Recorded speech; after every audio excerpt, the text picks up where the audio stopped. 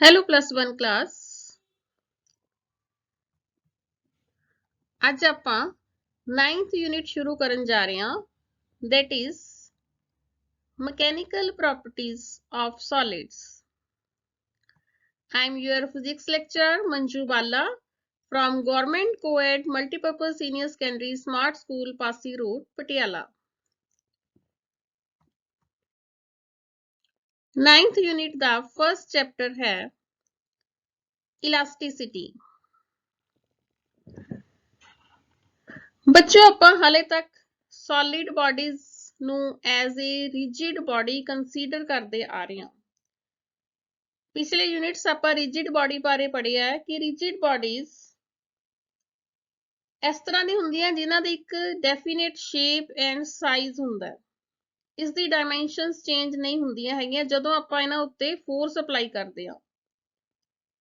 ਆਪਾਂ ਜਿੰਨੀ ਮਰਜ਼ੀ ਫੋਰਸ ਦੀ ਸਟਰੈਂਥ ਹੋਵੇ, ਮੈਗਨੀਟਿਊਡ ਹੋਵੇ, ਆਪਾਂ ਇਹ ਕੰਸੀਡਰ ਕਰਦੇ ਆ ਰਹੇ ਸੀ ਕਿ ਇਹਦੀ ਸੋਲਿਡ ਦੀ ਡਾਇਮੈਂਸ਼ਨਸ ਨਹੀਂ ਚੇਂਜ ਹੋਣਗੀਆਂ, ਬਟ ਰਿਐਲਿਟੀ ਦੇ ਵਿੱਚ ਸੋਲਿਡ ਦੀ ਵੀ ਡਾਇਮੈਂਸ਼ਨਸ ਚੇਂਜ ਹੁੰਦੀਆਂ ਨੇ ਜਦੋਂ ਆਪਾਂ ਇਹਨਾਂ ਉੱਤੇ ਕੋਈ ਐਕਸਟਰਨਲ ਫੋਰਸ ਲਗਾਉਂਦੇ ਆ।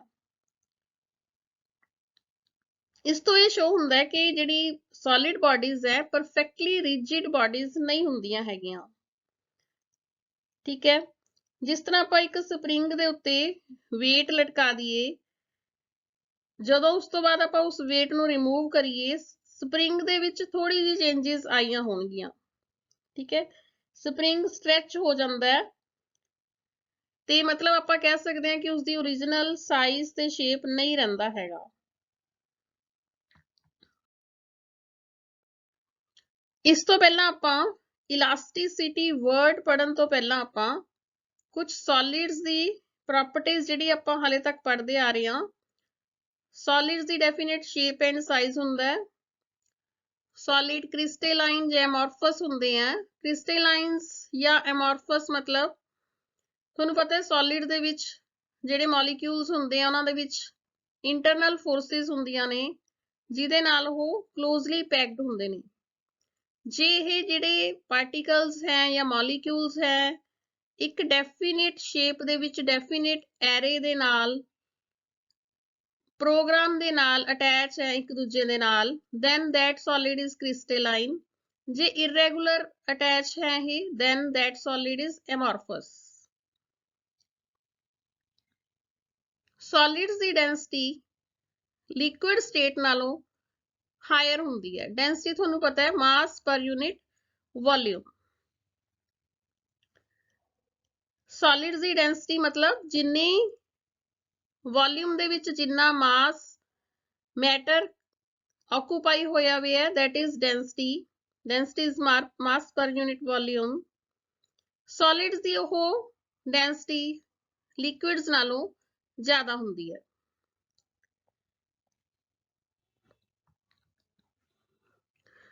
Now deforming force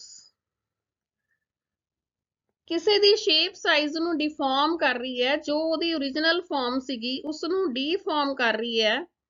ਠੀਕ ਹੈ, that is deforming force. A force which changes the size, shape or volume when a body is subjected to a deforming force, a restoring force is developed in the body. ਆਪਾਂ ਕਿਸੇ solid body ਦੀ ਕੋਈ force ਲਗਾ ਕੇ size, shape ਜਾਂ volume change ਕੀਤੀ, ਨਾਲ ਦੀ ਨਾਲ ਉਸ body ਦੇ ਵਿੱਚ ਇੱਕ ਰਿਸਟੋਰਿੰਗ ਫੋਰਸ, ਦਿਸ ਰਿਸਟੋਰਿੰਗ ਫੋਰਸ ਜਿਹੜੀ ਉਸ ਨੂੰ ਰੀਸਟੋਰ ਕਰੇਗੀ, ਦੁਬਾਰਾ ਉਸੇ ਪੋਜੀਸ਼ਨ 'ਚ ਲੈ ਕੇ ਆਉਣ ਦੀ ਕੋਸ਼ਿਸ਼ ਕਰੇਗੀ, ਐਸੀ ਫੋਰਸ ਡਿਵੈਲਪ ਹੋ ਜਾਂਦੀ ਹੈ। ਰਾਈਟ, ਇਸ ਡਿਫਾਰਮਿੰਗ ਫੋਰਸ ਕਰਕੇ ਹੀ ਆਪਾਂ ਬਾਡੀ ਦੇ ਵਿੱਚ ਚੇਂजेस ਦੇਖ ਸਕਦੇ ਹਾਂ ਐਂਡ ਉਹ ਚੇਂजेस ਤੋਂ ਦੁਬਾਰਾ ਬਾਡੀ ਫੇਰ ਆਪਣੀ ਓਰੀਜਨਲ ਪੋਜੀਸ਼ਨ 'ਚ ਆ ਜਾਂਦੀ ਹੈ, that is due to restoring force. Right, ਦੋ ਤੁਹਾਨੂੰ ਨਵੇਂ ਵਰਡਸ ਆਏ ਹੈ, deforming force and restoring force.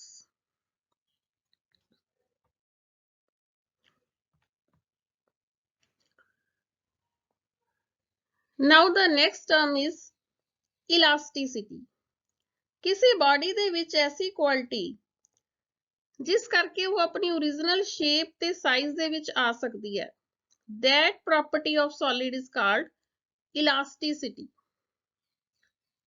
ठीक है, आप स्प्रिंग नु स्ट्रेच किया, किसी फोर्स लगा के फोर्स उस तो हटाई, देन वो दोबारा अपनी पोजीशन च आ गया, उसे शेप साइज च आ गया।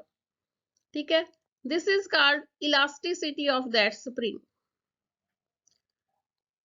See the definition.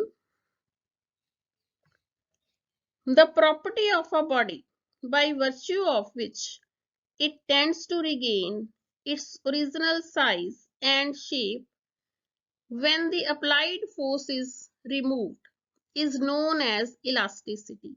Physics the term ਵਿੱਚ ਇਹ ਹੈ ਆਪਣੀ ਇਲਾਸਟਿਸਿਟੀ ਦੀ ਡੈਫੀਨੇਸ਼ਨ। ਐਂਡ ਇਸ ਕਰਕੇ ਜਿਹੜੀ ਡਿਫਾਰਮੇਸ਼ਨ ਹੋਈ that is called elastic deformation। ਇਹ ਇਲਾਸਟਿਕ ਜਿਹੜੀ ਹੈਗੀ ਹੈ ਪ੍ਰੋਪਰਟੀ, ਇਹ ਬਹੁਤ ਹੀ ਜ਼ਿਆਦਾ ਆਪਾਂ ਨੂੰ ਹੈਲਪਫੁਲ ਹੈ ਪ੍ਰੈਕਟੀਕਲ ਲਾਈਫ ਦੇ ਵਿੱਚ। ਬ੍ਰਿਜਸ ਬਣ ਰਹੇ ਆ ਜਾਂ ਆਟੋਮੋਬਾਈਲਸ ਦੇ ਵਿੱਚ ਜਾਂ ਰੋਪ ਵੇਜ਼ ਦੇ ਵਿੱਚ ਸੋਲਿਡ ਦੀ ਇਹੀ ਪ੍ਰੋਪਰਟੀ ਆਪਾਂ ਯੂਜ਼ ਕਰਦੇ ਆ, that is elasticity। ਜੇ ਆਪਾਂ ਪਰਫੈਕਟਲੀ ਇਲਾਸਟਿਕ ਬਾਡੀ ਦੀ ਗੱਲ ਕਰੀਏ ਤਾਂ ਉਸ ਦੀ ਐਗਜ਼ਾਮਪਲ ਹੈ ਕੁਆਰਟਸ। ਕੁਆਰਟਸ ਜਿਹੜਾ ਮਟੀਰੀਅਲ ਹੈ ਉਹ ਪਰਫੈਕਟਲੀ ਇਲਾਸਟਿਕ ਹੈ।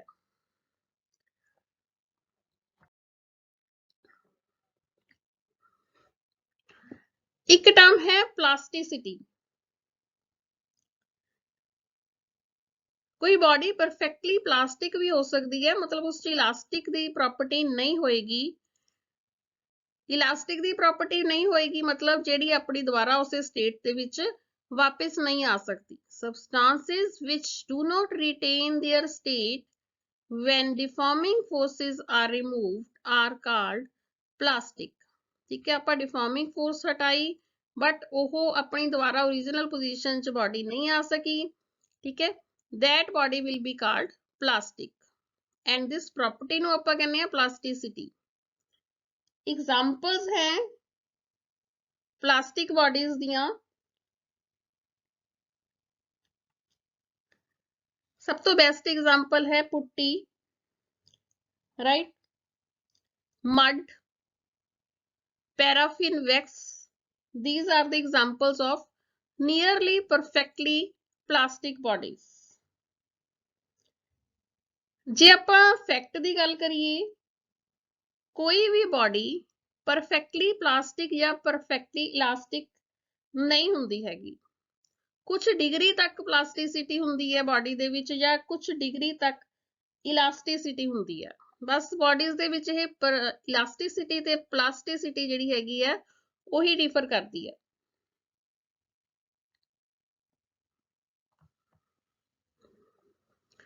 हुण सॉलिड्स दे विच इलास्टिक बिहेवियर हुंदा क्यों है? जे आपां सॉलिड बॉडी दी माइक्रोस्कोपिक नेचर डिस्कस करिए। माइक्रोस्कोपिक नेचर मतलब तुहानूं पता है कि बॉडी जिहड़ी सॉलिड बॉडी है एटम्स या मॉलिक्यूल्स दी बनी हुंदी है। हरेक एटम या मॉलिक्यूल्स दे अराउंड भी एटम्स और मॉलिक्यूल्स हुंदे हैं। ठीक है, एक एटम बाकी एटम्स मॉलिक्यूल्स नाल घिरिया हुंदा है। यही एटम्स या मॉलिक्यूल्स आपस च बॉन्डेड हुंदे ने, जुड़े हुंदे ने विद इंटर एटॉमिक और इंटरमॉलिकुलर फोर्सेस। इसे फोर्सेस करके ही जिहड़े इंटरमॉलिकुलर फोर्सेस हुंदे है कोई बॉडी इक्विलिब्रियम दे विच हुंदी है। ठीक है, हुण जदों आपां किसी बॉडी दे उत्ते डिफॉर्म फोर्स लगाने आ, ठीक है, आपां किसी सॉलिड नूं डिफॉर्म करदे आ तां ये जिहड़े एटम्स और मॉलिक्यूल्स हैगे डिसप्लेस हो जाते हैं अपनी ओरिजिनल पोजीशन तो, या जिस पोजीशन च वो इक्विलिब्रियम च सी, एक संतुलन च सीगे, डेफिनेट उन्हां दी जगह बनी हुई सीगी, उस जगह तो हट जाते हैं वो। ठीक है, जे एटम्स और मॉलिक्यूल्स हट गए दैट मीनस उन्हां विच जिहड़ी इंटर मॉलिक्यूलर डिस्टेंस सीगी वो भी चेंज होगी। ठीक है, और जदों डिफॉर्मिंग फोर्स हटाया जाता है तां इहदे विच जिहड़ी इंटर एटॉमिक फोर्सेस ਜਾਂ ਇੰਟਰਐਟੋਮਿਕ ਡਿਸਟੈਂਸ ਹੈਗੀ ਹੈ ਉਹ ਬੈਕ ਉਸੇ ਓਰੀਜਨਲ ਪੋਜੀਸ਼ਨ ਤੇ ਆ ਜਾਂਦੀ ਹੈ। ਠੀਕ ਹੈ, ਮਤਲਬ ਇਲਾਸਟਿਸਿਟੀ ਬਾਡੀ ਦੇ ਵਿੱਚ ਜਾਂ ਸੋਲਿਡ ਦੇ ਵਿੱਚ ਹੁੰਦੀ ਕਿਉਂ ਹੈ?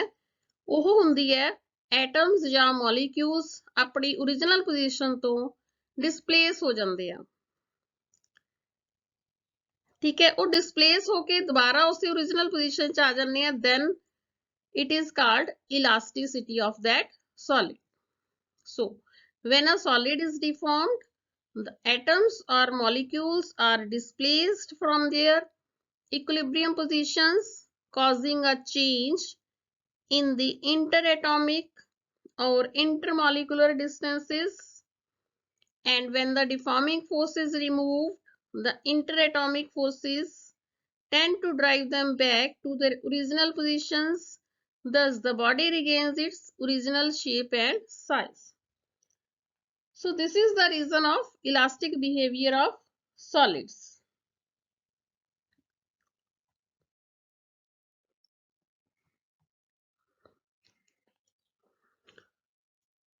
Now, the next term is stress.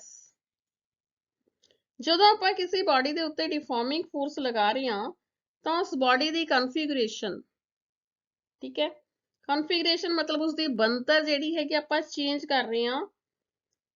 ਕਿਵੇਂ ਚੇਂਜ ਕਰ ਰਹੇ ਹਾਂ? ਉਸਦੇ ਐਟਮਸ ਤੇ ਮੋਲੀਕਿਊਲਸ ਦੀ ਨਾਰਮਲ ਪੋਜੀਸ਼ਨ ਨੂੰ ਚੇਂਜ ਕਰਕੇ। ਠੀਕ ਹੈ, ਹੁਣ ਜਦੋਂ ਆਪਾਂ ਇਹ ਡਿਫਾਰਮਿੰਗ ਫੋਰਸ ਲਗਾਈ, ਨਾਲ ਦੀ ਨਾਲ ਤੁਹਾਨੂੰ ਦੱਸਿਆ ਰੀਸਟੋਰਿੰਗ ਫੋਰਸ ਉਸਦੇ ਵਿੱਚ ਡਿਵੈਲਪ ਹੋ ਜਾਂਦੀ ਹੈ। ਠੀਕ ਹੈ, ਉਹ ਰੀਸਟੋਰਿੰਗ ਫੋਰਸ ਕੀ ਕਹਿੰਦੀ ਹੈ ਕਿ ਮੈਂ ਇਸ ਬਾਡੀ ਨੂੰ ਦੁਬਾਰਾ ਓਰੀਜਨਲ ਪੋਜੀਸ਼ਨ ਦੇ ਵਿੱਚ ਲੈ ਕੇ ਆਵਾਂ। ਇਸ ਤਰ੍ਹਾਂ ਹੀ ਆਪਣੇ ਤੋਂ ਇੱਕ ਨਵੀਂ ਟਰਮ ਡਿਵੈਲਪ ਹੋਈ ਹੈ, ਦੈਟ ਇਜ਼ ਸਟ੍ਰੈਸ। ਜਿਹੜੀ ਉਹ ਰਿਸਟੋਰਿੰਗ ਫੋਰਸ ਬਾਡੀ ਦੇ ਵਿੱਚ ਆਈ ਹੈ, that restoring force per unit area is known as stress. Deformed body ਦੇ ਵਿੱਚ internal restoring force develop ਹੋਈ, that restoring force per unit area ਮਤਲਬ force upon area, this is called stress. ਸੋ ਆਪਾਂ stress the formula magnitude of stress ਕੱਢਣਾ ਹੋਵੇ, that means F upon A. F is restoring force, A is area.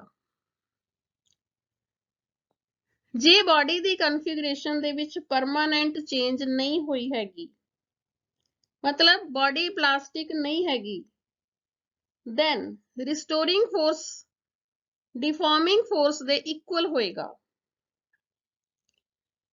ਠੀਕ ਹੈ,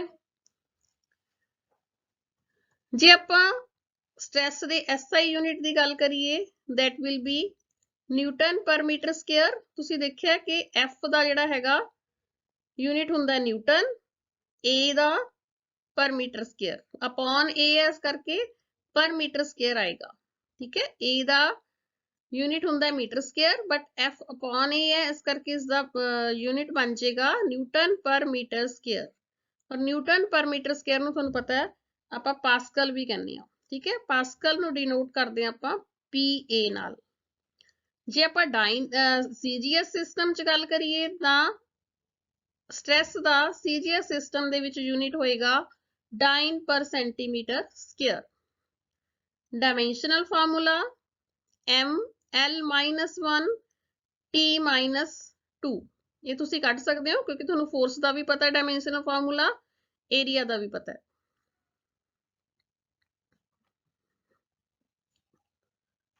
ਉਸ ਤੋਂ ਬਾਅਦ ਹੈ ਇਹ ਸਟ੍ਰੈਸ ਦੀ ਟਾਈਪਸ। ਸਟ੍ਰੈਸ ਦੀ ਟਾਈਪਸ ਦੇ ਵਿੱਚ ਫਰਸਟ ਹੈ longitudinal stress or linear stress, then normal stress or hydraulic stress, third है shearing stress और tangential stress। ਇਹਦੀ डिटेल ਪੜਾਂਗੇ ਆਪਾਂ ਥੋੜੀ ਜੀ। बुक टू बुक डिफर कर सकता है ਇਹਨਾਂ ਦੇ ਨਾਮ।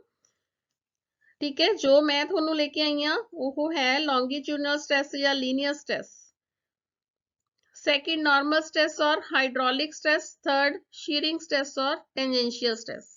इसकी डिटेल पढ़ांगे फिर ਤੁਹਾਨੂੰ पता लग जाएगा।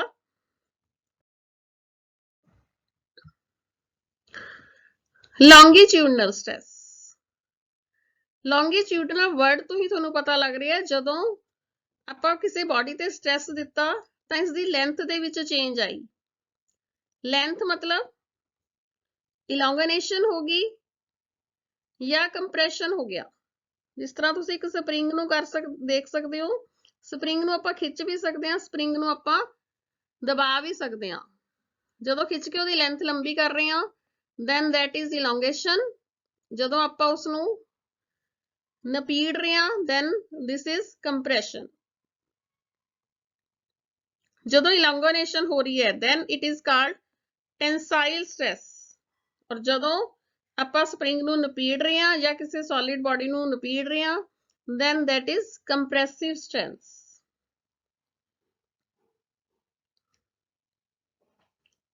increase in length is tensile stress। ਮਤਲਬ ਬੋਡੀ ਦੇ ਵਿੱਚ ਐਕਸਟੈਂਸ਼ਨ ਹੋ ਰਹੀ ਹੈ।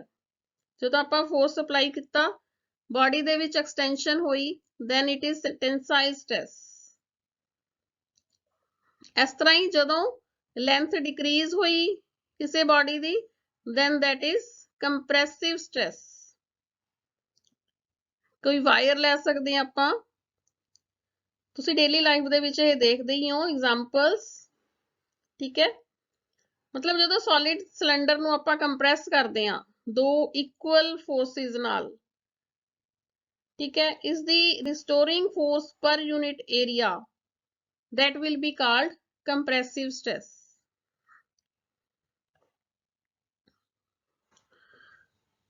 you can see it in diagram।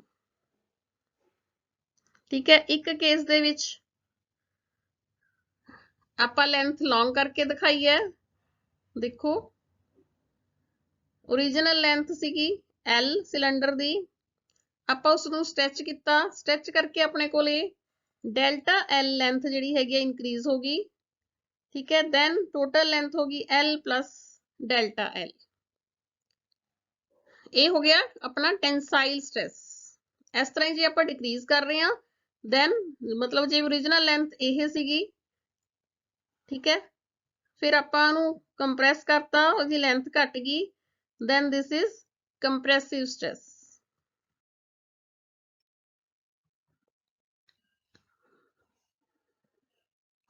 Next है नॉर्मल स्ट्रेस और हाइड्रोलिक स्ट्रेस और वॉल्यूम स्ट्रेस। वॉल्यूम स्ट्रेस तो ਤੁਹਾਨੂੰ मीनिंग समझ आ रहा होएगा हाइड्रोलिक स्ट्रेस ਦਾ, ਜਦੋਂ ਆਪਾਂ वॉल्यूम चेंज ਕਰਦੇ ਹਾਂ ਮਤਲਬ ਕਿਸੇ ਬੋਡੀ ਦੀ ਆਪਾਂ ਜਿਓਮੈਟ੍ਰੀਕਲ ਸ਼ੇਪ ਨਹੀਂ ਚੇਂਜ ਕਰਨੀ ਬਟ ਉਹਦੀ ਵੋਲਿਊਮ ਚੇਂਜ ਕਰਨੀ ਹੈ। ਕਿਸੇ ਬੋਡੀ ਤੇ ਆਪਾਂ ਫੋਰਸ ਲਗਾ ਕੇ ਉਸਦੀ ਜਿਓਮੈਟ੍ਰੀਕਲ ਸ਼ੇਪ ਚੇਂਜ ਕੀਤੇ ਬਿਨਾ ਆਪਾਂ ਉਸਦੀ ਵੋਲਿਊਮ ਚੇਂਜ ਕਰਦੇ ਹਾਂ then that will be hydraulic stress।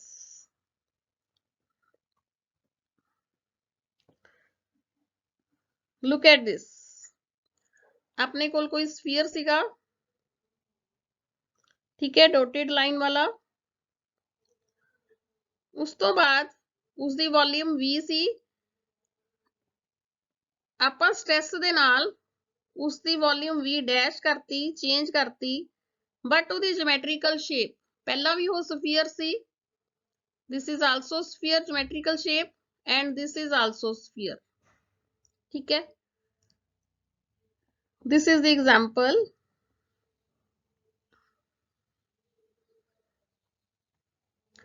next है shearing stress और tangential stress।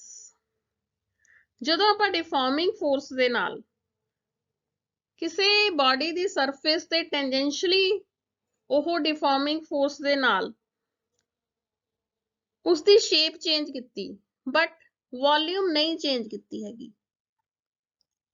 this is the body, tangential ਆਪਾਂ force ਲਗਾ ਰਹੇ ਹਾਂ deforming force, ਦੇਖੋ hand ਨਾਲ ਜਿਹੜੀ force ਲੱਗ ਰਹੀ ਹੈ that is deforming force and that is tangential in the direction of tangent to the surface of body। ਇਸ ਤੇ ਕਰਕੇ ਆਪਾਂ ਸੈਕਿੰਡ ਡਾਇਗਰਾਮ ਚ ਦੇਖੋ ਆਪਾਂ ਕੋਈ ਵੋਲਿਊਮ ਦੇ ਵਿੱਚ ਚੇਂਜ ਨਹੀਂ ਕੀਤੀ ਹੈਗੀ ਬਟ ਬੋਡੀ ਦੀ ਸ਼ੇਪ ਦੇ ਵਿੱਚ ਚੇਂਜ ਲੈ ਆਈ then that stress will be called shearing stress or tangential stress।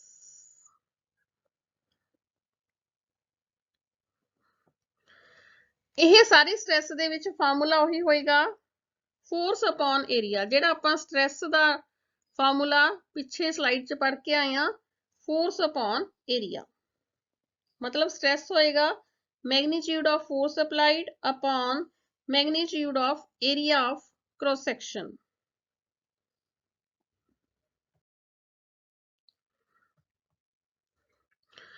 Next term है अपने को strain.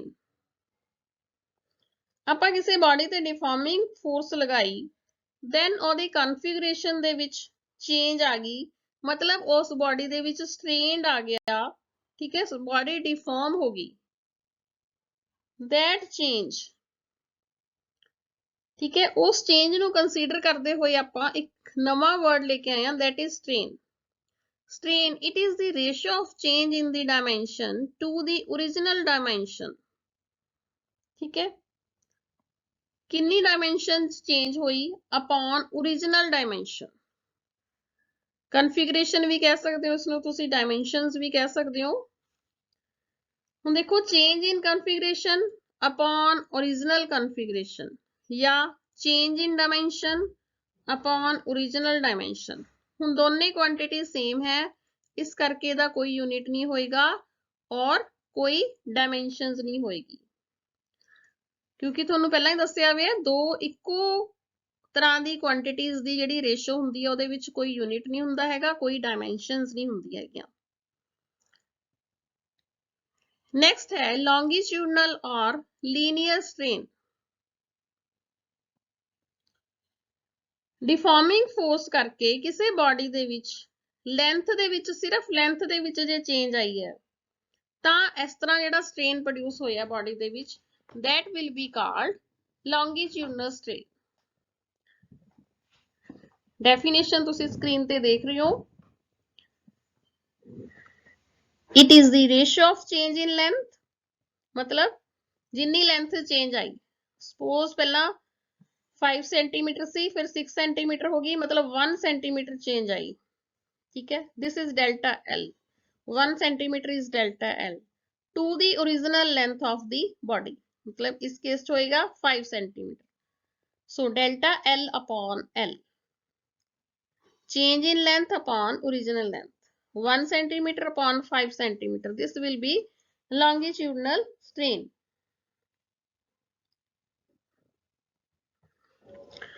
Volume strain,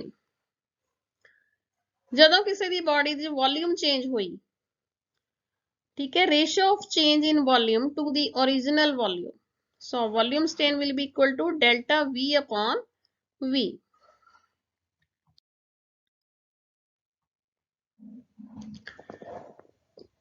next third है शीयरिंग स्ट्रेन, ठीक है, फर्स्ट सीगी longitudinal strain, second volumetric strain, third है शीयरिंग स्ट्रेन। जदों डिफॉर्मिंग फोर्स ने किसी बॉडी दी शेप नू चेंज किया विदाउट चेंजिंग इट्स वॉल्यूम, इस तरह स्ट्रेन प्रोड्यूस हुई, ठीक है, that strain will be called shearing strain. It is the angle turned by a straight line assumed on the body which was originally perpendicular to the tangential force, ठीक है, एक ਆਪਾਂ straight line assume कर लेने भी पहला body ਦੇ ਵਿੱਚ ਆ इस तरह स्ट्रेट लाइन ਦੇ ਵਿੱਚ ਉਹਦੀ पोजीशन ਸੀਗੀ, ਜਦੋਂ शेप चेंज हो गई किन्ने थीटा एंगल ਤੇ उस बॉडी ਦੀ शेप चेंज हुई, ठीक है, that will be shearing strain। shearing strain is equal to tan theta। Usually theta is very small, tan theta is nearly equal to angle theta, so ਆਪਾਂ shearing strain ਨੂੰ theta only theta भी कह सकते हैं क्योंकि tan theta ਦੀ value बहुत small ਹੁੰਦੀ ਹੈ। डायग्राम ਨਾਲ ਤੁਹਾਨੂੰ क्लियर हो जाएगा। ਇਹ body ਸੀ, ਆਪਾਂ ਇੱਕ straight line suppose ਕਰ ਲਈ, straight line ਦੇ ਵਿੱਚ ਇਸ ਦੀ L shape ਸੀਗੀ, ਉਸ ਤੋਂ ਬਾਅਦ स्ट्रेस दे करके बॉडी दे विच जिहड़ा स्ट्रेन आया, बॉडी दी शेप चेंज हुई, वो शेप किन्नी किस एंगल ते चेंज हुई, थीटा एंगल ते, right. So this theta angle will be equal to shearing strain. Shearing strain will be also equal to delta L upon L. So ਆਪਾਂ shearing strain ਨੂੰ define ਇਸ ਤਰ੍ਹਾਂ ਵੀ ਕਰ ਸਕਦੇ ਹਾਂ, ratio of displacement of surface under a tangential force to the perpendicular distance of the displaced surface from the fixed surface. ठीक है, ਇਹ ਜਿਹੜੀ ਹੈਗੀ ਆ theta angle ਤੱਕ ਸਰਫੇਸ ਡਿਸਪਲੇਸ ਹੋਈ, ਸਟ੍ਰੇਟ ਸੀਗੀ, ਥੋੜੀ ਜਿਹੀ ਡਿਸਪਲੇਸ ਹੋਈ, ਠੀਕ ਹੈ, ਇਸ ਨੂੰ ਆਪਾਂ ਸ਼ੀਅਰਿੰਗ ਸਟ੍ਰੇਨ ਕਹਿ ਦਿੰਦੇ ਆ।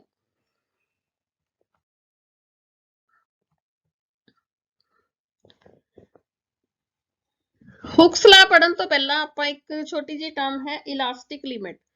ਤੁਸੀਂ ਕਿਸੇ ਸਪਰਿੰਗ ਨੂੰ ਕਿਸ ਹੱਦ ਤੱਕ ਖਿੱਚ ਸਕਦੇ ਹੋ, ਠੀਕ ਹੈ, ਹਰੇਕ ਦੀ ਆਪਣੀ ਇਲਾਸਟਿਸਿਟੀ ਦੀ ਇੱਕ ਲਿਮਿਟ ਹੁੰਦੀ ਹੈ। ਕਿਸੇ ਬਾਡੀ ਨੂੰ ਆਪਾਂ ਇੰਨਾ ਜ਼ਿਆਦਾ ਵੀ ਨਹੀਂ ਖਿੱਚ ਸਕਦੇ ਹੈਗੇ, ਕਿਉਂਕਿ ਉਹਦਾ ਇੱਕ ਬ੍ਰੇਕਿੰਗ ਪੁਆਇੰਟ ਹੁੰਦਾ ਜਿੱਥੇ ਆ ਕੇ ਉਹ ਟੁੱਟ ਜਾਂਦੀ ਹੈ। ਸੋ ਇਲਾਸਟਿਕ ਲਿਮਿਟ ਇੱਕ ਵਰਡ ਹੈ ਜਿਹੜੀ ਕਿ ਡਿਫਾਰਮਿੰਗ ਫੋਰਸ ਦੀ ਅਪਰ ਲਿਮਿਟ ਹੁੰਦੀ ਹੈ, ਠੀਕ ਹੈ। ਆਪਾਂ ਕਿਸੇ ਬਾਡੀ ਦੇ ਵਿੱਚ ਡਿਫਾਰਮ ਫੋਰਸ ਕਰੀਏ, ਉਹ ਦੁਬਾਰਾ ਫਿਰ ਓਰੀਜਨਲ ਪੋਜੀਸ਼ਨ ਚ ਆਏਗੀ, ਫਿਰ ਆਪਾਂ ਹੋਰ ਆਪਣੀ ਫੋਰਸ ਵਧਾਤੀ, ਡਿਫਾਰਮ ਕਰਨ ਲਈ ਫੋਰਸ ਵਧਾਤੀ, ਫਿਰ ਉਹ ਆਪਣੀ ਓਰੀਜਨਲ ਪੋਜੀਸ਼ਨ ਚ ਆ ਗਈ। ਇਸ ਦੇ ਬਾਵਜੂਦ ਵੀ ਆਪਾਂ ਇੱਕ ਵਾਰ ਹੋਰ ਵਧਾਤੀ, ਕਿਸੇ ਪੁਆਇੰਟ ਤੇ ਆ ਕੇ ਉਹ ਫੋਰਸ ਟੋਲਰੇਟ ਕਰਨ ਲਈ ਕਾਬਲ ਨਹੀਂ ਰਹੇਗੀ। ਉਹ ਬਾਡੀ ਕਹੇਗੀ ਕਿ ਮੇਰੀ ਹੁਣ ਖਤਮ ਹੋ ਚੁੱਕੀ ਹੈ ਇਲਾਸਟਿਸਿਟੀ, ਮੇਰੀ ਇਲਾਸਟਿਕ ਲਿਮਿਟ ਆ ਚੁੱਕੀ ਹੈ, ਠੀਕ ਹੈ। ਸੋ ਇਹ ਇਲਾਸਟਿਕ ਲਿਮਿਟ ਹੈ ਜਦੋਂ ਬਾਡੀ ਆਪਣੀ ਇਲਾਸਟਿਸਿਟੀ ਦੀ ਪ੍ਰੋਪਰਟੀ ਲੂਜ਼ ਕਰ ਦਿੰਦੀ ਹੈ, ਠੀਕ ਹੈ, ਤੇ ਬਾਡੀ ਜਿਹੜੀ ਹੈਗੀ ਹੈ ਪਰਮਾਨੈਂਟਲੀ ਡਿਫਾਰਮ ਹੋ ਜਾਂਦੀ ਹੈ, that is called elastic limit. Elastic limit ਤੋਂ ਪੜਨ ਤੋਂ ਬਾਅਦ ਮੇਨ ਆਪਾਂ ਬੜਾ ਇੰਪੋਰਟੈਂਟ ਹੈ ਹੁਕਸ ਲਾ। ਹੁਕਸ ਨੇ ਐਕਸਪੈਰੀਮੈਂਟਸ ਕਰਕੇ ਦੇਖਿਆ ਸੀਗਾ ਕਿ ਆਪਾਂ ਵਾਇਰ ਦੇ ਵਿੱਚ ਐਕਸਟੈਂਸ਼ਨ ਪ੍ਰੋਡਿਊਸ ਕਰਦੇ ਆ। ਕੋਈ ਵਾਇਰ ਹੈ, ਆਪਾਂ ਉਸ ਨੂੰ ਐਕਸਟੈਂਡ ਕਰੀ ਜਾ ਰਹੇ ਹਾਂ, ਕਿਵੇਂ ਐਕਸਟੈਂਡ ਕਰੀ ਜਾ ਰਹੇ ਹਾਂ, ਆਪਾਂ ਲੋਡ ਅਪਲਾਈ ਕਰਕੇ, ਉਸ ਤੇ ਹੋਰ ਲੋਡ ਪਾ ਕੇ, ਹਨਾ, ਹੋਰ ਐਕਸਟੈਂਸ਼ਨ ਹੋ ਗਈ। ਉਹ ਮਤਲਬ ਹੁਕਸ ਲਾ ਨੇ ਕਿਹਾ ਸੀ ਕਿ ਐਕਸਟੈਂਸ਼ਨ ਜਿਹੜੀ ਹੈਗੀ ਹੈ ਲੋਡ ਦੇ ਡਾਇਰੈਕਟਲੀ ਪ੍ਰੋਪੋਰਸ਼ਨਲ ਹੁੰਦੀ ਹੈ, ਠੀਕ ਹੈ। ਜਿੰਨੇ ਆਪਾਂ ਐਕਸਟੈਂਸ਼ਨ ਕਰੀ ਲੋਡ ਪਾਈ ਜਾਵਾਂਗੇ, ਵਾਇਰ ਉਨੀ ਹੀ ਐਕਸਟੈਂਡ ਹੋਈ ਜਾਏਗੀ। ਇਸੇ ਹੁਕ ਲਾ ਨੂੰ ਆਪਾਂ ਇੱਕ ਬੜੇ ਰਿਫਾਈਨਡ ਵੇ ਚ ਸ਼ੋ ਕਰ ਰਹੇ ਹਾਂ ਇਸ ਸਲਾਈਡ ਦੇ ਵਿੱਚ, ਠੀਕ ਹੈ, ਵਿਦਿਨ ਇਲਾਸਟਿਕ ਲਿਮਿਟ। ਹੁਕਸ ਲਾ ਨੂੰ ਆਪਾਂ ਹਮੇਸ਼ਾ ਵਿਦਿਨ ਇਲਾਸਟਿਕ ਲਿਮਿਟ ਲਵਾਂਗੇ।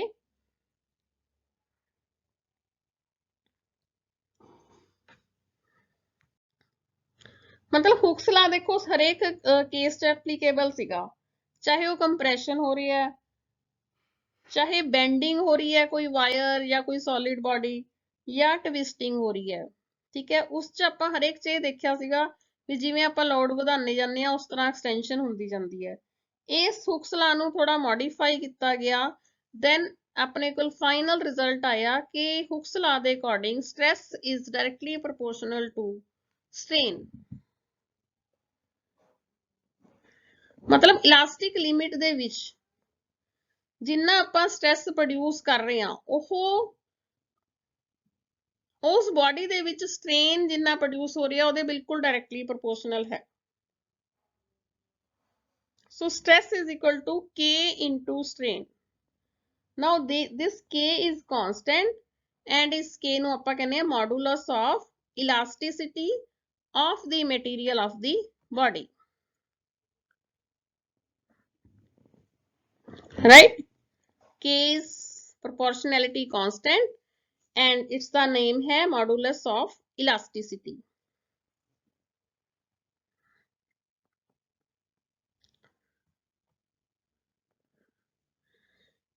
K ਦੀ definition ਲੈਣੀ ਹੋਵੇ ਆਪਾਂ stress upon strain ਕਵਾਂਗੇ, ratio of stress upon strain is called modulus of elasticity।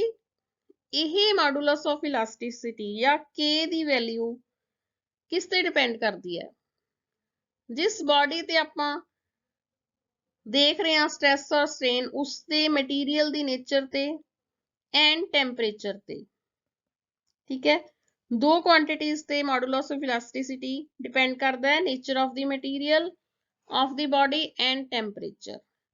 यह डायमेंशन ऑफ द बॉडी ते डिपेंड नहीं करता हैगा। ठीक है, और SI यूनिट ऑफ के इज न्यूटन पर मीटर स्क्वायर और पास्कल। ਆਪਾਂ ਹੁਕਸ ਲਾ ਦੀ ਐਕਸਪੈਰੀਮੈਂਟਲ ਵੈਰੀਫਿਕੇਸ਼ਨ ਵੀ ਕਰ ਸਕਦੇ ਹਾਂ। ਆਪਾਂ ਕੋਈ ਸਪਰਿੰਗ ਲੈ ਕੇ ਉਹਦੇ ਲੋਡ ਲਗਾ ਕੇ, ਠੀਕ ਹੈ, ਲੋਡ ਜਿਸ ਤਰ੍ਹਾਂ ਆਪਾਂ weight ਵਧਾਈ ਜਾਵਾਂਗੇ ਉਸ ਤਰ੍ਹਾਂ ਐਕਸਟੈਂਸ਼ਨ ਦੇਖੀ ਜਾਵਾਂਗੇ ਜ਼ਿਆਦਾ ਹੋ ਰਹੀ ਹੈ। ਸੋ ਇਸ ਤਰ੍ਹਾਂ ਦਾ ਇੱਕ ਗ੍ਰਾਫ ਬਣਾਵਾਂਗੇ, ਉਹ ਗ੍ਰਾਫ ਬਿਲਕੁਲ ਸਟ੍ਰੇਟ ਲਾਈਨ ਬਣੇਗਾ। ਇਸ ਤੋਂ ਸਟ੍ਰੇਟ ਲਾਈਨ ਤੋਂ ਕਲੀਅਰ ਹੋ ਜਾਏਗਾ ਕਿ stress is directly proportional to strain.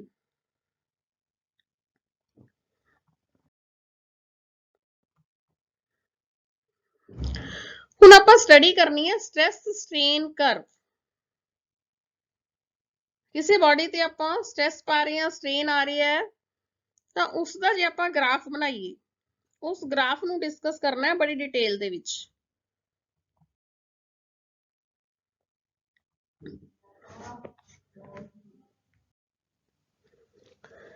ਆਪਾਂ ਇੱਕ ਵਾਇਰ ਲੈ ਲਈ, ਜਿਸ wire the uniform area of cross section है, एक रिजिड सपोर्ट तो ਆਪਾਂ ਉਸ ਨੂੰ ਲਟਕਾਤਾ, वर्टिकली ਲਟਕਾਤਾ।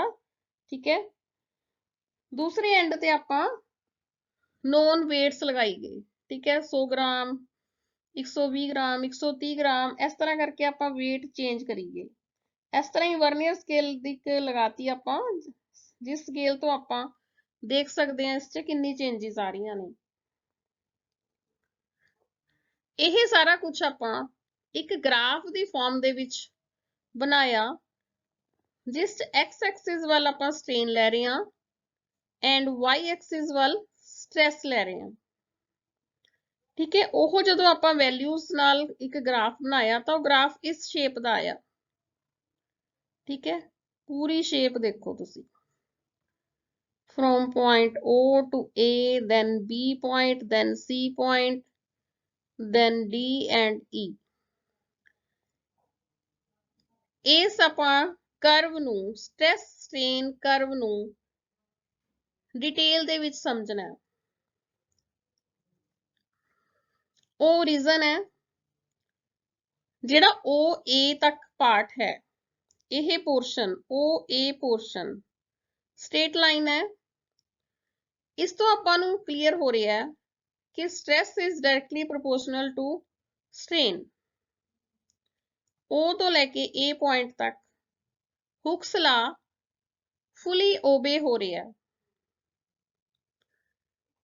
ਠੀਕ ਹੈ, ਸਟ੍ਰੈਸ ਵੱਧ ਰਿਹਾ ਹੈ, ਸਟ੍ਰੇਨ ਵੱਧ ਰਿਹਾ, ਸਟ੍ਰੇਨ ਵੱਧ ਰਿਹਾ ਹੈ, ਸਟ੍ਰੈਸ ਵੱਧ ਰਿਹਾ। ਇਸ ਨੂੰ ਆਪਾਂ ਕਹਿ ਦਿੰਨੇ ਆ ਪੁਆਇੰਟ ਆਫ ਪ੍ਰੋਪੋਰਸ਼ਨਲ ਲਿਮਿਟ। ਇਸ A ਪੁਆਇੰਟ ਨੂੰ ਆਪਾਂ ਕਹਿ ਸਕਦੇ ਹਾਂ point of proportional limit. A point ਤੋਂ ਬਿਯੋਂਡ ਅੱਗੇ stress strain variation straight line ਨਹੀਂ ਹੈ। ਇਸ A ਪੁਆਇੰਟ ਤੋਂ ਅੱਗੇ stress and strain variation straight line ਨਹੀਂ ਹੈ। ਜਦੋਂ ਆਪਾਂ ਵਾਇਰ ਦੇ ਉੱਤੇ ਜਿਸ ਤਰ੍ਹਾਂ ਆਪਾਂ weight ਵਧਾਈ ਜਾ ਰਹੇ ਸੀ, ਉਹਦੇ ਵਿੱਚ ਸਟ੍ਰੇਨ ਵਧੀ ਜਾ ਰਿਹਾ ਸੀਗਾ। ਠੀਕ ਹੈ, ਬਟ ਜਦੋਂ ਆਪਾਂ weight ਹਟਾ ਰਹੇ ਸੀ ਇੱਥੋਂ O ਤੋਂ ਲੈ ਕੇ A ਤੱਕ, ਤਾਂ ਕੀ ਹੋਏਗਾ, ਜਦੋਂ ਆਪਾਂ weight ਹਟਾਈ ਜਾਂਦੇ ਸੀਗੇ ਉਹ ਆਪਣੀ ਦੁਆਰਾ ਉਹੀ ਪੋਜੀਸ਼ਨ 'ਚ ਆ ਜਾਂਦਾ ਸੀਗਾ। ਬਟ B ਪੁਆਇੰਟ ਤੇ ਆ ਕੇ ਜਦੋਂ ਆਪਾਂ ਵਾਇਰ ਨੂੰ ਅਨਲੋਡ ਕਰਾਂਗੇ, ਮਤਲਬ weight ਹਟਾਵਾਂਗੇ ਇਸ B ਪੁਆਇੰਟ ਤੋਂ, BAO ਦੁਬਾਰਾ ਜਿਹੜੀ ਹੈਗੀ ਉਹ ਵਾਇਰ ਆਪਣੀ ਉਹੀ ਪੋਜੀਸ਼ਨ 'ਚ ਆ ਜਾਏਗੀ, BAO ਵਾਲੀ ਪੋਜੀਸ਼ਨ 'ਚ। ਠੀਕ ਹੈ, ਮਤਲਬ ਆਪਾਂ B ਨੂੰ ਕਵਾਂਗੇ ਇਲਾਸਟਿਕ ਲਿਮਿਟ ਹੈ ਇਹ। ਦਿਸ B point is elastic limit. ਮਤਲਬ B ਪੁਆਇੰਟ ਤੱਕ ਜਦੋਂ ਆਪਾਂ ਸਟ੍ਰੈਸ ਦੇ ਰਹੇ ਹਾਂ ਉਹਦੇ ਵਿੱਚ ਜਿਹੜਾ ਸਟ੍ਰੇਨ ਆ ਰਿਹਾ ਹੈ ਉਹ ਵਾਪਸ ਰਿਵਰਸ ਹੋ ਸਕਦਾ ਹੈ, ਜਿਵੇਂ ਆਪਾਂ ਕਹਿੰਦੇ ਆ ਹੁਕਸ ਲਾ ਓਬੇ ਹੋ ਸਕਦਾ ਹੈ। ਜਦੋਂ ਆਪਾਂ ਵਾਇਰ ਨੂੰ ਅਨਲੋਡ ਕਰਾਂਗੇ, weight ਹਟਾਵਾਂਗੇ, ਤਾਂ ਆਪਣੇ ਕੋਲ ਇਹ ਬਾਡੀ BAO ਦੁਬਾਰਾ ਇਸ ਪਾਥ ਦੇ ਵਿੱਚ ਆਏਗੀ। ਮਤਲਬ this B is called elastic limit।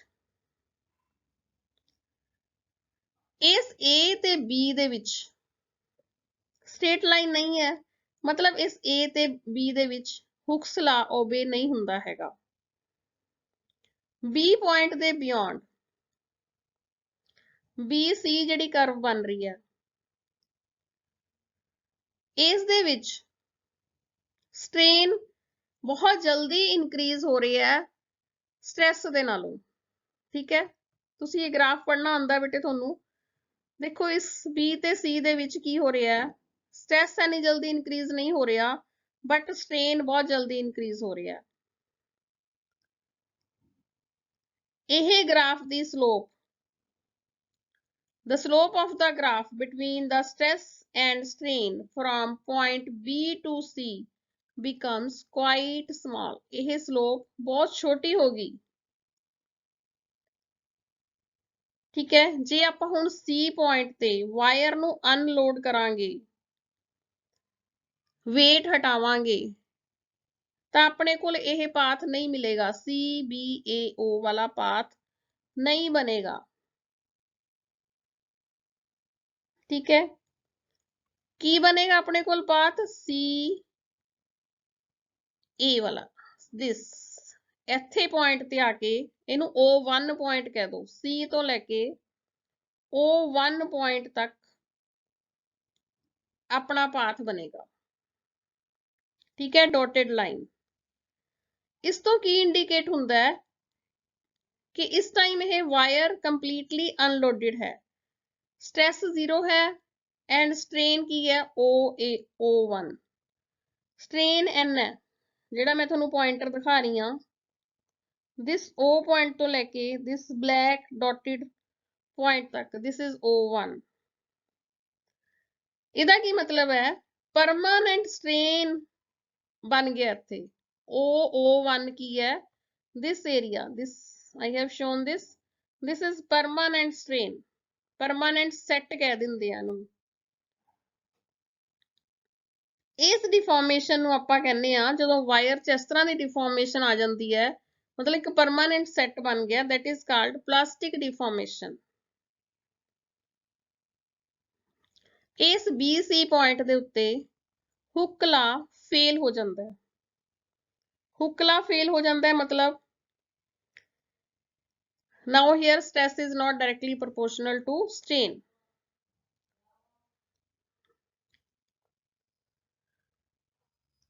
C point ਤੋਂ ਬਿਯੋਂਡ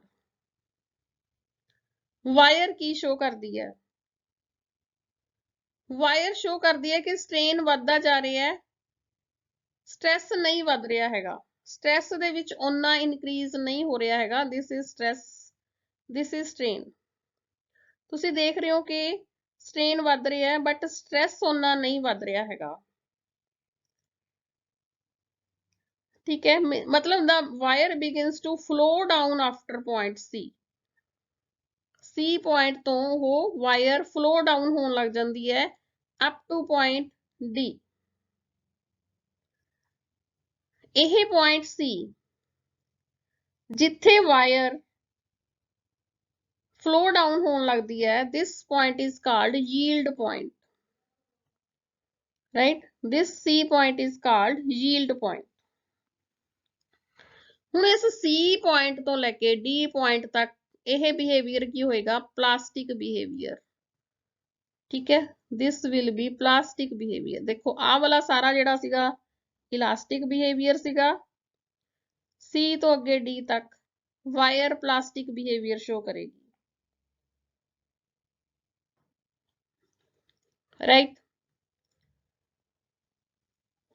ਹੁਣ ਅਗਲੇ D ਪੁਆਇੰਟ ਤੋਂ ਤੁਸੀਂ ਦੇਖ ਰਹੇ ਹੋ D ਤੋਂ ਲੈ ਕੇ E ਤੱਕ ਇੱਕ ਫ੍ਰੈਕਚਰ ਪੁਆਇੰਟ ਦਿਖਾਇਆ ਗਿਆ ਹੈ।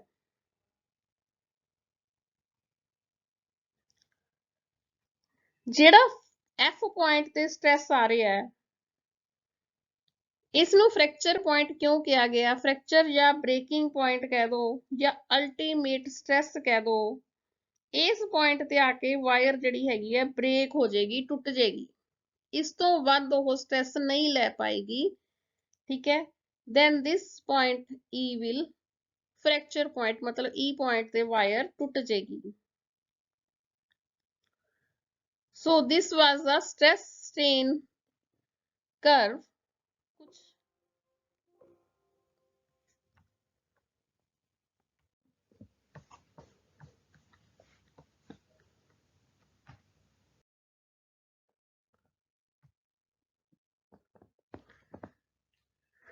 Now the next term is elastomers.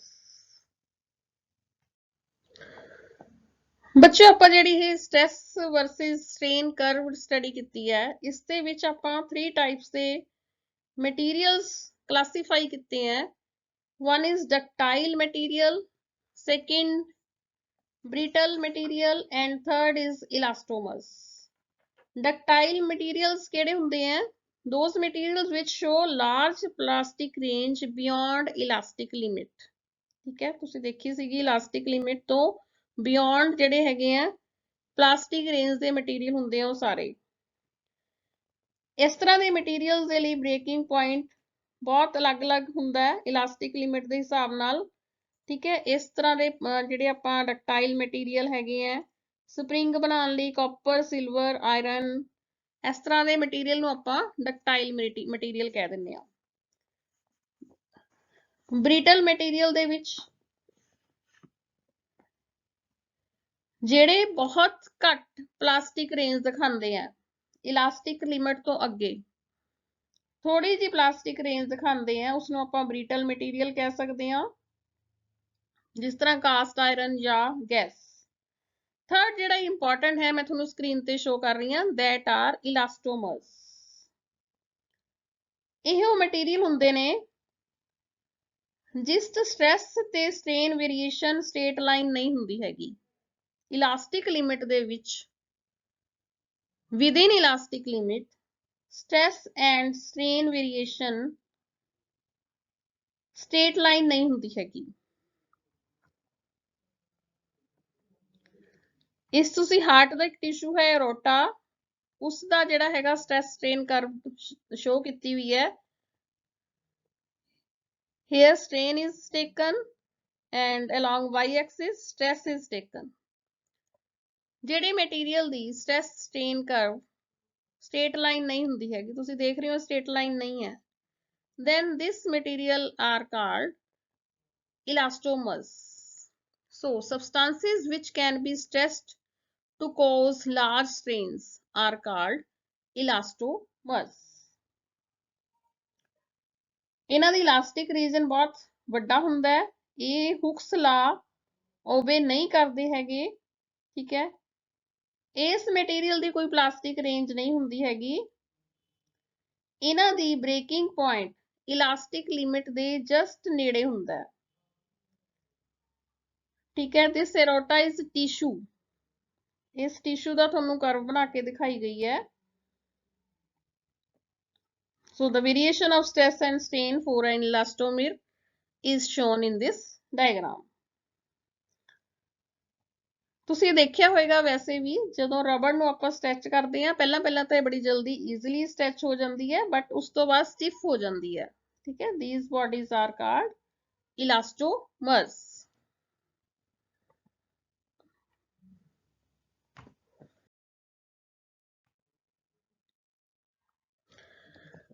ਹੁਣ ਪਹਿਲਾਂ ਆਪਾਂ ਜਿਹੜੀ ਟੌਪਿਕ ਪੜ੍ਹ ਕੇ ਆਏ ਆ ਮੋਡੂਲਸ ਆਫ ਇਲਾਸਟਿਸਿਟੀ, ਇਸੇ ਵੀਡੀਓ ਦੇ ਵਿੱਚ ਮੈਂ ਇੱਕ ਵਰਡ ਬੋਲਿਆ ਸੀ ਮੋਡੂਲਸ ਆਫ ਇਲਾਸਟਿਸਿਟੀ, ਰਾਈਟ। ਉਸ ਦੀ ਆਪਾਂ ਡਿਟੇਲ 'ਚ ਜਾਵਾਂਗੇ। Young's modulus.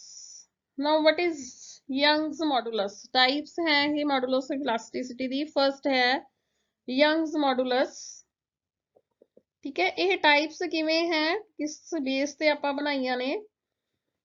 ਸਟ੍ਰੈਸ ਅਪਲਾਈ ਕੀਤਾ, ਸਟ੍ਰੇਨ ਪ੍ਰੋਡਿਊਸ ਹੋਇਆ, ਠੀਕ ਹੈ।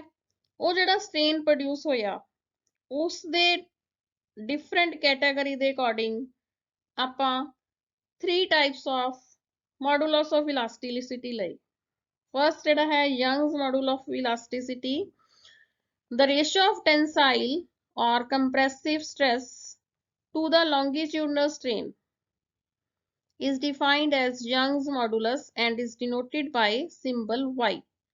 Tensile भी तुसी पढ़ चुके हो, compressive भी पढ़ चुके हो and longitudinal lengthwise ਜਿਹੜਾ strain ਹੁੰਦਾ ਹੈ ठीक है। ਇਹਨਾਂ ਦੀ ਰੇਸ਼ੋ ਨੂੰ ਆਪਾਂ Young's modulus ਕਹਿ ਦਿੰਨੇ ਆ।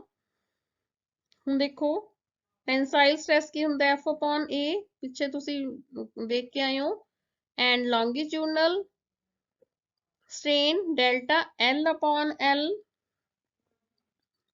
ठीक है। इसਨੂੰ ਆਪਾਂ थोड़ा रीअरेंज ਕੀਤਾ रीअरेंज करके अपने कोल बन गया F into L upon A into delta L ठीक है।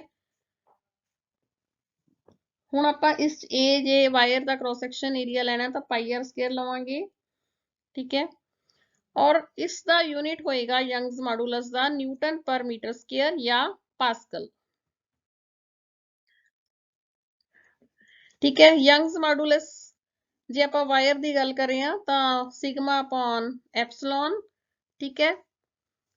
सिग्मा होएगा F upon A F mg F is equal to mg upon A area of cross section of wire pi r square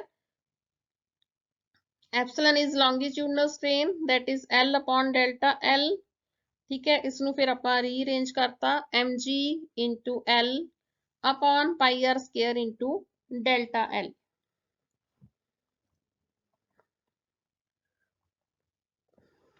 ਇਸ experiment ਨਾਲ ਤੁਸੀਂ ਇਹ show ਕੀਤਾ ਹੋਇਆ ਕਿ ਕਿਸ ਤਰ੍ਹਾਂ ਤੁਸੀਂ ਇਹ ਦੇਖ ਸਕਦੇ ਹੋ। ਇੱਕ ਵਾਇਰ ਲਈ ਇੱਕ ਰੈਫਰੈਂਸ ਵਾਇਰ ਹੈ ਜਿਸ ਤਰ੍ਹਾਂ ਇਹ A ਵਾਇਰ ਰੈਫਰੈਂਸ ਹੈ ਇਹ ਐਕਸਪੈਰੀਮੈਂਟਲ ਵਾਇਰ ਹੈ ਠੀਕ ਹੈ। ਇਸ ਦੇ ਕੰਪੈਰੀਟਿਵਲੀ ਆਪਾਂ ਐਕਸਪੈਰੀਮੈਂਟਲ ਵਾਇਰ ਦੇ ਵਿੱਚ ਜਿਹੜੀ ਚੇਂजेस ਆਉਂਦੀਆਂ ਉਹ ਦੇਖ ਸਕਦੇ ਹਾਂ। that will be Young's modulus of elasticity ठीक है। इसका भी यूनिट होएगा न्यूटन पर मीटर स्क्वायर या पास्कल एंड डायमेंशन फार्मूला होएगा m L-1 T-2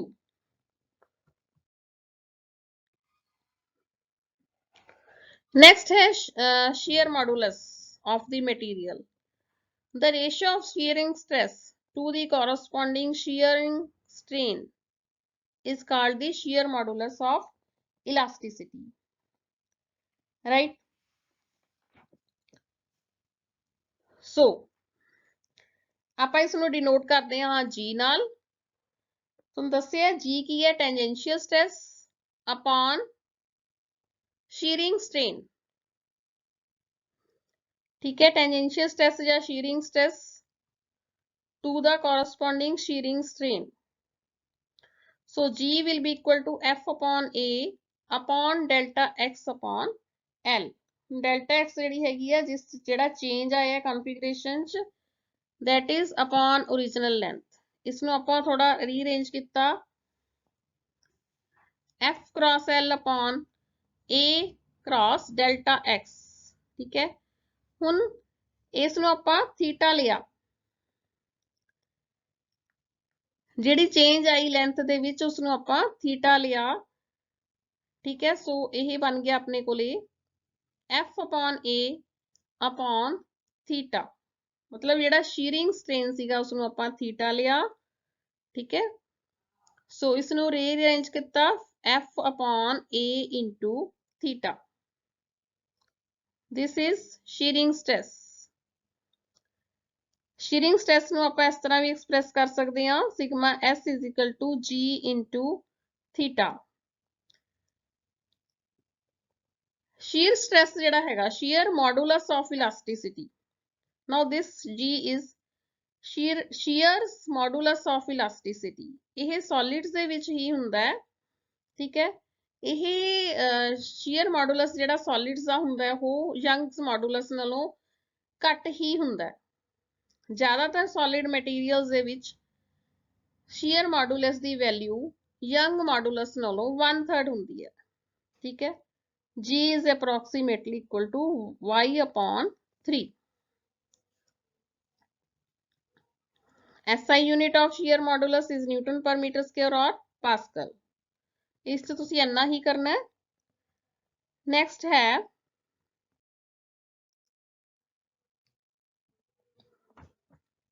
bulk modulus hydraulic या नॉर्मल स्ट्रेस दा हाइड्रोलिक या वॉल्यूम स्ट्रेन दा ratio that is called bulk modulus right. इसनूं आपां डिनोट करदे हां बी नाल। सो तुसीं कह सकदे हो कि बल्क मॉडुलस ऑफ इलास्टिसिटी हुंदा है normal stress upon volumetric stress strain. I repeat, bulk modulus B is equal to normal stress upon volumetric strain। ठीक है, now this P is normal stress and delta V upon V is volumetric strain। SI unit of bulk modulus is same as that of pressure। Same ਚੱਲੇ ਆ ਰਿਹਾ ਬੱਚੇ ਇਹ। ਇਸ ਤੇ ਦੇਖੋ ਨੈਗੇਟਿਵ ਸਾਈਨ ਜਿਹੜਾ ਸ਼ੋ ਕਰ ਰਹੇ ਆ ਆਪਾਂ, ਇਹ ਨੈਗੇਟਿਵ ਸਾਈਨ ਤੋਂ ਆਪਾਂ ਨੂੰ ਪਤਾ ਲੱਗਦਾ ਹੈ ਕਿ ਵੋਲਿਊਮ ਜਿਹੜੀ ਹੈਗੀ ਹੈ ਡਿਕਰੀਜ਼ ਹੋ ਰਹੀ ਹੈ ਜਦੋਂ ਆਪਾਂ ਫੋਰਸ ਅਪਲਾਈ ਕਰਦੇ ਹਾਂ ਰਾਈਟ। ਮਤਲਬ ਪਹਿਲਾਂ ਵੋਲਿਊਮ V ਸੀਗੀ ਦੈਨ ਡੈਲਟਾ V ਹੋ ਗਈ, ਮਤਲਬ ਇਹ ਡਿਕਰੀਜ਼ ਹੋਈ। ਕੰਪਰੈਸਿਬਿਲਿਟੀ ਕਿਸੇ ਮਟੀਰੀਅਲ ਦੀ ਕੰਪਰੈਸਿਬਿਲਿਟੀ ਹੁੰਦੀ ਹੈ ਉਸ ਦਾ ਬਲਕ ਮੋਡੂਲਸ ਦਾ ਰੈਸੀਪ੍ਰੋਕਲ ਰਾਈਟ। ਇਸ ਨੂੰ ਆਪਾਂ ਡਿਨੋਟ ਕਰਦੇ ਹਾਂ K ਨਾਲ। K is equal to 1 upon V। bulk modulus the reciprocal is equal to compressibility that is called K। ਤੇ ਹੁਣ ਇਸ ਦਾ ਆਪਾਂ reciprocal ਲਿਖਾਂਗੇ then ਆਪਣੇ ਕੋਲ ਆ ਜਾਏਗਾ 1 minus ਬ੍ਰੈਕਟ ਦੇ ਵਿੱਚ 1 upon delta B into AV upon V। ਠੀਕ ਹੈ, ਇਸ ਨੂੰ ਆਪਾਂ ਥੋੜਾ ਜਿਹਾ ਰੀਅਰੇਂਜ ਕੀਤਾ ਹੈ। So this is bulk modulus। Bulk modulus for solids are much larger than for liquids, which are again much larger than the bulk modulus for gases। ਤੇ ਜੇ ਆਪਾਂ ਪਰਫੈਕਟਲੀ ਰਿਜਿਡ ਬਾਡੀ ਦੀ ਗੱਲ ਕਰੀਏ ਤਾਂ ਇਹਨਾਂ ਦਾ ਯੰਗ ਮੋਡੂਲਸ ਤੇ ਬਲਕ modulus infinity ਹੁੰਦਾ।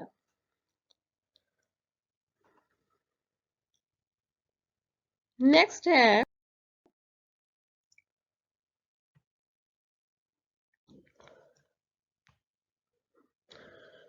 Repeat कर रही हैं, the bulk modulus for solids and are much larger than for liquids, which are again much larger than the bulk modulus for gases।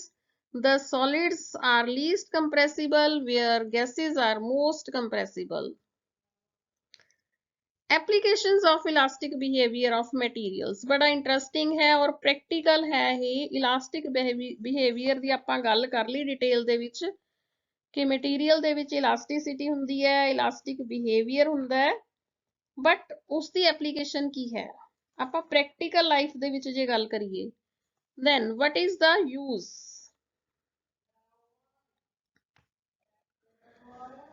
ਜਦੋਂ ਬਿਲਡਿੰਗ ਡਿਜ਼ਾਈਨਸ ਹੁੰਦੀਆਂ ਨੇ, ਠੀਕ ਹੈ, ਉਹਨਾਂ ਵਿੱਚ ਬੀਮ ਪਾਏ ਜਾਂਦੇ ਆ, ਸਪੋਰਟਸ ਲਗਾਈ ਜਾਂਦੀਆਂ ਨੇ। ਉਸ ਸਪੋਰਟਸ ਜਾਂ ਬੀਮ ਦੀ ਜਿਹੜੀ ਹੈਗੀ ਹੈ ਸ਼ੇਪ ਆਪਾਂ ਦੇਖਣੀ ਹੁੰਦੀ ਹੈ। ਉਹ ਜਿਸ ਮਟੀਰੀਅਲ ਦੀ ਬਣਾਣੀ ਹੈ ਉਸ ਮਟੀਰੀਅਲ 'ਚ ਕਿੰਨੀ ਇਲਾਸਟਿਸਿਟੀ ਹੈ ਔਰ ਉਸਦੀ ਕੀ ਸ਼ੇਪ ਲਾਈ ਜਾਵੇ, ਠੀਕ ਹੈ, ਜਿਹਦੇ ਨਾਲ ਆਪਾਂ ਵੱਧ ਤੋਂ ਵੱਧ ਉਸਦੀ ਇਲਾਸਟਿਸਿਟੀ ਲੈ ਸਕੀਏ। ਆਪਣੇ ਕੋਲੇ ਬੀਮ ਪਾਣੀ ਹੈ ਕੋਈ ਜਿਸ ਦੀ ਲੈਂਥ ਹੈ L ਐਂਡ ਬ੍ਰੈਡਥ ਹੈ B, ਠੀਕ ਹੈ, ਤੇ ਡੈਪਥ D ਹੈ। ਆਪਾਂ ਇਸ ਤਰ੍ਹਾਂ ਦੀ ਕੋਈ ਬੀਮ ਪਾਣੀ ਹੈ ਜਿਸ ਦੇ ਸੈਂਟਰ 'ਚ ਆਪਾਂ ਨੂੰ ਪਤਾ ਹੈ ਕਿ ਇੰਨਾ weight ਪਏਗਾ। ਜਿਵੇਂ ਬ੍ਰਿਜਿਸ ਤੇ ਆਪਾਂ ਬੀਮ ਪਾ ਕੇ ਬ੍ਰਿਜਿਸ ਬਣਾਉਂਦੇ ਆ, ਪੁੱਲ ਬਣਾਉਂਦੇ ਆ, ਠੀਕ ਹੈ, ਉਸ ਤੇ ਜਿਹੜਾ ਵਹੀਕਲਸ ਦਾ weight ਹੁੰਦਾ ਹੈ W, ਠੀਕ ਹੈ, ਇੰਨਾ weight ਪਾਉਣ ਤੇ ਉਹ ਕਿੰਨੀ ਸੈਗ ਹੁੰਦੀ ਹੈ, ਮਤਲਬ ਕਿੰਨਾ ਲਟਕਦੀ ਹੈ ਉਹ ਬੀਮ ਪਾਈ ਹੋਈ, ਠੀਕ ਹੈ।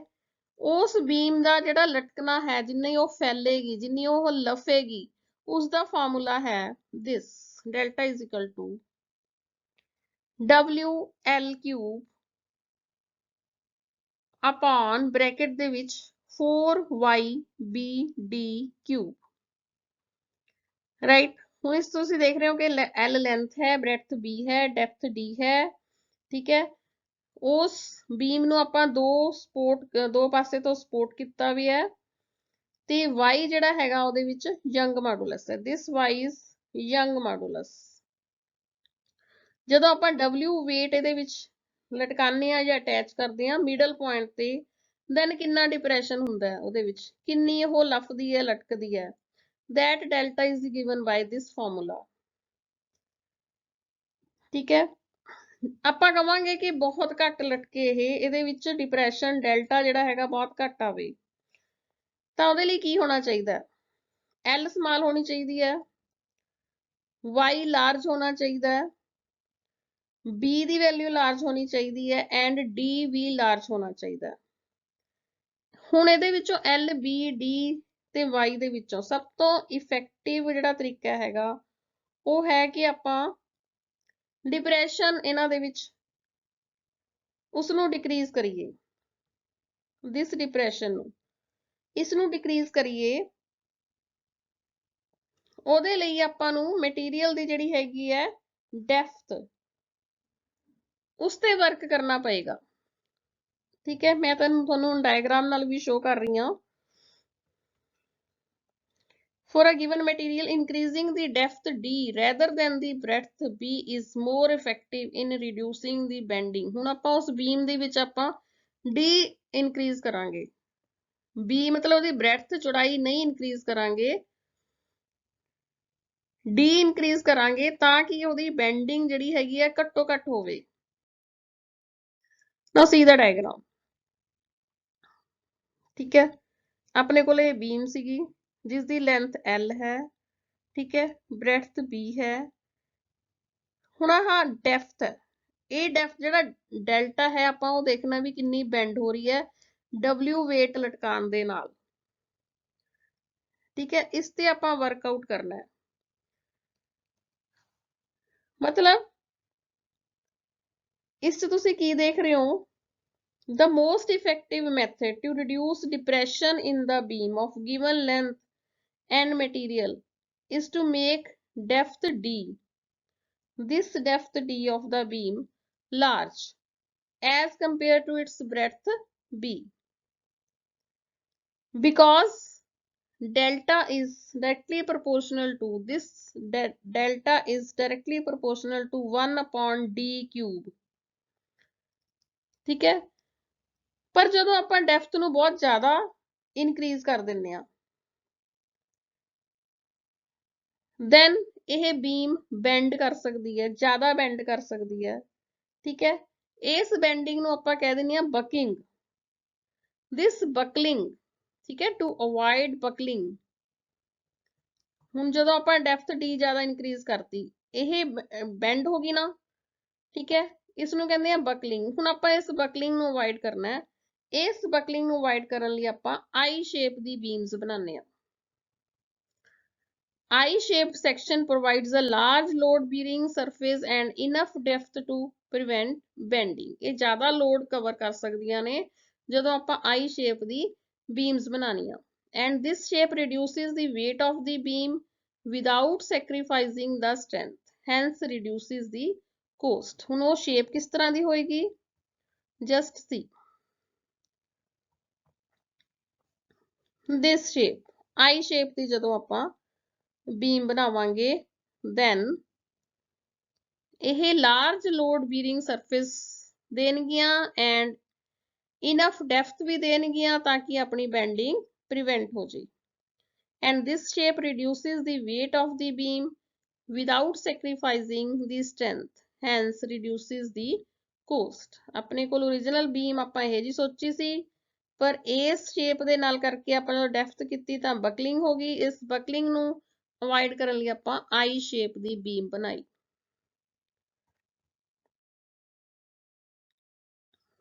ਸੈਕਿੰਡ ਐਪਲੀਕੇਸ਼ਨਸ ਹੈ, ਰੋਪਸ ਬਣਾਈ ਜਾਂਦੀ ਹੈ ਕ੍ਰੇਨ ਦੇ ਵਿੱਚ ਲੋਡ ਨੂੰ ਚੱਕਣ ਦੇ ਲਈ। ਰੋਪਸ ਲਗਾਉਂਦੇ ਆ ਆਪਾਂ, ਸਟੀਲ ਦੇ ਰੋਪਸ ਲਗਾਉਂਦੇ ਆ। ਇਹ ਸਟੀਲ ਦੇ ਰੋਪਸ ਜਿਹੜੇ ਹੈਗੇ ਆ ਥਿਨ ਵਾਇਰਸ ਦੇ ਬਣੇ ਹੁੰਦੇ ਆ ਤਾਂ ਕਿ ਇਸ ਦੇ ਨਾਲ ਆਪਣੇ ਵਿੱਚ ਫਲੈਕਸੀਬਿਲਿਟੀ ਆਵੇ ਤੇ ਸਟਰੈਂਥ ਆਵੇ। ਠੀਕ ਹੈ, ਮਤਲਬ ਇਹ ਜਿਹੜੇ ਰੋਪਸ ਹੁੰਦੇ ਆ ਕ੍ਰੇਨ ਦੇ ਨਾਲ ਜਿਹੜੇ ਅਟੈਚ ਕੀਤੇ ਹੁੰਦੇ ਆ ਤਾਂ ਕਿ ਆਪਾਂ ਕ੍ਰੇਨ ਦੇ ਨਾਲ ਹੈਵੀ ਮਟੀਰੀਅਲਸ ਨੂੰ ਲਿਫਟ ਕਰ ਸਕੀਏ। ਇਹ ropes thick and strong metallic rope ਹੁੰਦੇ ਨੇ, ਠੀਕ ਹੈ। ਇਸ ਰੋਪਸ ਨਾਲ ਆਪਾਂ ਪੁਲੀਸ ਦੇ ਥਰੂ ਜਾਂ ਮੋਟਰ ਦੇ ਥਰੂ ਲੋਡ ਚੱਕ ਸਕਦੇ ਹਾਂ। ਐਂਡ ਇਹਨਾਂ ਦੀ ਮੈਟੈਲਿਕ ਰੋਪ ਦੀ ਥਿਕਨੈਸ ਜਿਹੜੀ ਹੈਗੀ ਹੈ ਉਹ ਲਿਫਟ ਨੂੰ ਜਾਂ ਲੋਡ ਨੂੰ ਚੱਕਣ ਦੇ ਵਿੱਚ ਬਹੁਤ ਹੈਲਪਫੁਲ ਹੁੰਦੀ ਹੈ, ਤਾਂ ਕਿਉਂਕਿ ਆਪਾਂ ਨੂੰ ਉਸ ਮਟੀਰੀਅਲ ਦੀ ਇਲਾਸਟਿਕ ਲਿਮਿਟ ਪਤਾ ਹੁੰਦੀ ਹੈ, ਠੀਕ ਹੈ। ਇਲਾਸਟਿਕ ਲਿਮਿਟ ਦੇ ਨਾਲ ਆਪਾਂ ਮੈਕਸਿਮਮ ਸੇਫਟੀ ਜਿਹੜੀ ਹੈਗੀ ਹੈ ਲੈ ਸਕਦੇ ਹਾਂ। Second application. Now third, the maximum height of the mountain is limited by the elastic properties of the rock which hold the mountain। Mountain ਦੇ ਉੱਪਰ ਜਿਹੜੇ ਰੌਕਸ ਹੈਗੀਆਂ ਨੇ ਉਹਦੇ ਇਲਾਸਟਿਕ ਜਿਹੜੀ ਹੈਗੀ ਪ੍ਰੋਪਰਟੀਜ਼ ਦੇ ਨਾਲ ਵੀ ਆਪਾਂ ਦੇਖ ਸਕਦੇ ਹਾਂ ਮਾਊਂਟੇਨ ਦੀ ਹਾਈਟ ਨਾਲ ਕਿ ਉਹ ਕਿੰਨੀ ਕੁ ਹੋਲਡ ਕਰ ਸਕਦੀ ਹੈ, ਠੀਕ ਹੈ। ਉਹ ਰੌਕ ਕਿੰਨਾ ਕੁ ਮਾਊਂਟੇਨ ਨੂੰ ਹੋਲਡ ਕਰ ਸਕਦੀ ਹੈ। So this is third property of elasticity।